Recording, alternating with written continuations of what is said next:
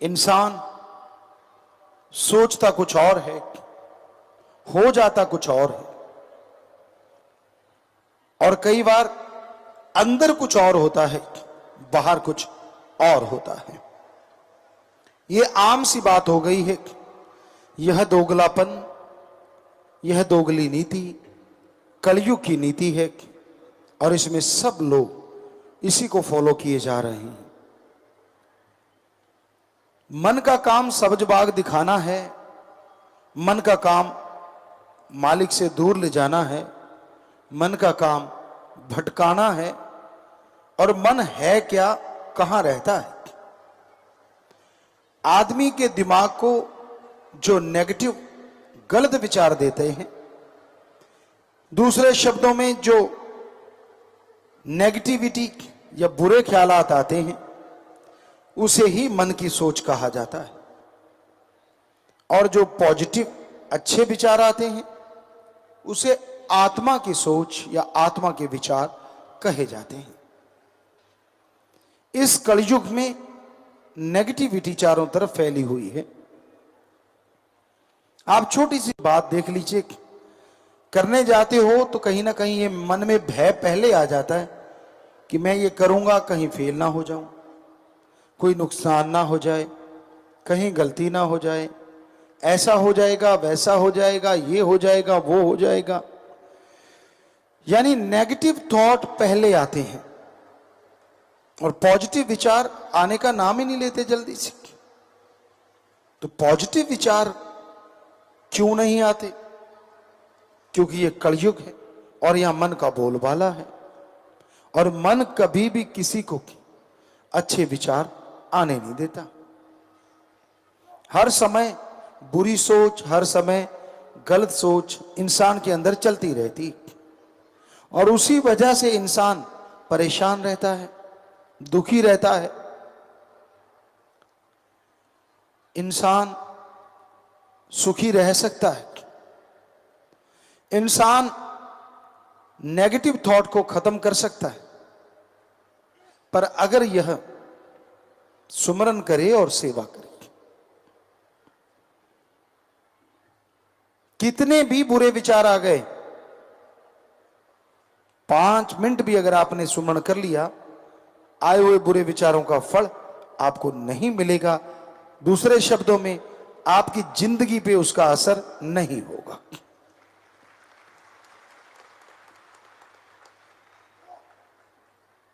पर ख्याल रखो, नेगेटिव विचार आ गए, अगर उसको फॉलो करने लग गए आप, उनके अनुसार चलने लग गए, तो जिंदगी पे इसका असर लाजमी होता है। आप सोचते होंगे दुनिया में कितने लोग हैं जो इसकी परवाह करते हैं। पूरे वर्ल्ड में लोग परवाह ही नहीं करते। वो तो रोज दिनचर्या उनकी प्लानिंग होती है, वो उसके अनुसार चलते रहते हैं। कईयों की कोई प्लानिंग नहीं होती, जो दिखा, जो जैसा मिला वैसा ही कर डालते हैं। तरह तरह की बातें चलती रहती है, तरह तरह की बातें आती रहती हैं। तो ये क्या है? वो लोग खुश हैं, वो भी तो सुखी है, ये आपका भ्रम है। सबसे ज्यादा सुसाइड का, सबसे ज्यादा नेगेटिविटी का शिकार वही लोग होते हैं जो ऐसा करते रहते हैं, जिनके अंदर ऐसे विचार चलते रहते हैं। दिखने में तो कहते हैं धरती बड़ी सुंदर लग रही होती है, पर पता नहीं जब कब भूकंप आ जाए। तो उसी तरह बाहर से जो दिखता है, कई बार अंदर वो होता नहीं, और अंदर जो होता है बाहर आता नहीं।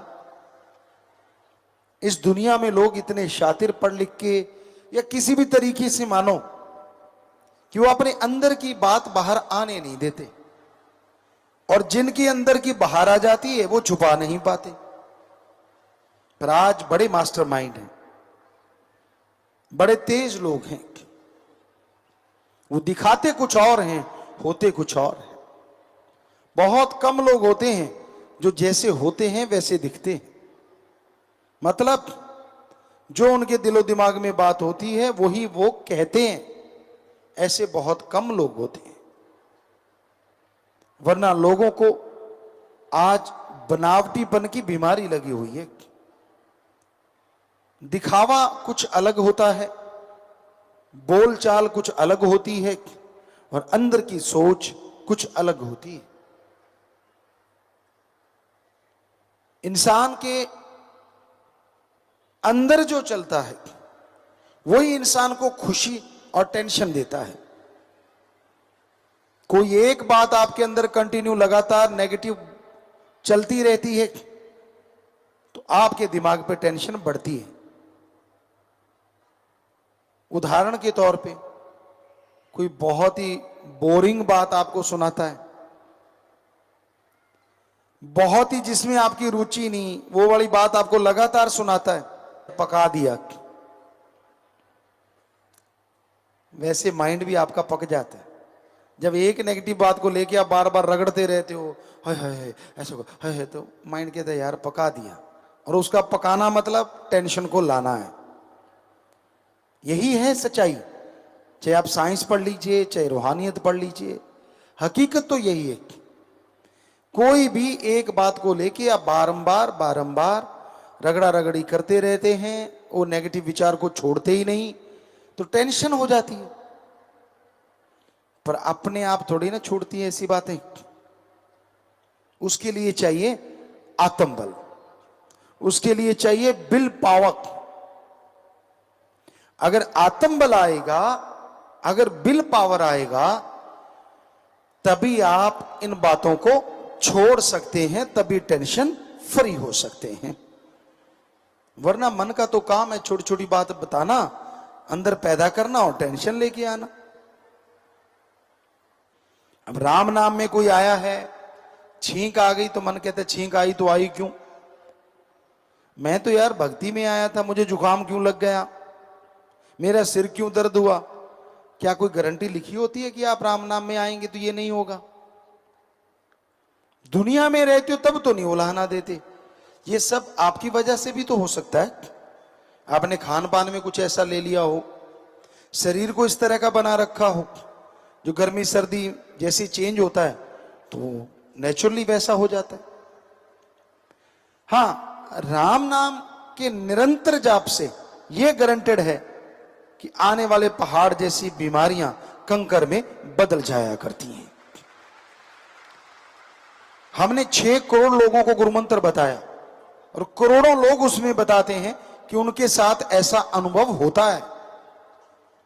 बहुतों ने तो ये दिखाया, कागज लेके आए कि चौथे स्टेज का कैंसर था, राम नाम से जुड़ गए, दिन रात राम का नाम जपा, और दोबारा जाके चेकअप करवाया तो वो कैंसर नाम की कोई चीज ही नहीं थी।